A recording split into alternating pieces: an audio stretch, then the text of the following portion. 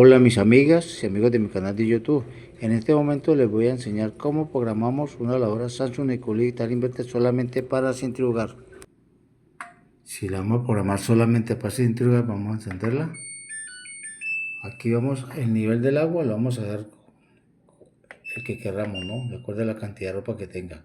El lavar, vamos a pulsar lavar hasta que me desaparezca el LED. Luego vamos a hacer lo mismo que enjuagar hasta que me desaparezca el LED.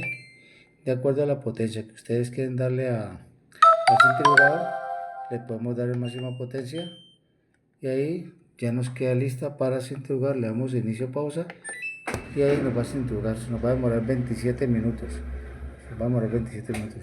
Bueno, mis queridos amigos de mi canal de YouTube, de esta forma les estoy enseñando cómo programamos una lavadora Samsung Ecobubble Inverter solamente para centrifugar. No olviden suscribirse a mi canal. Jesús Antonio, a dar mi razón.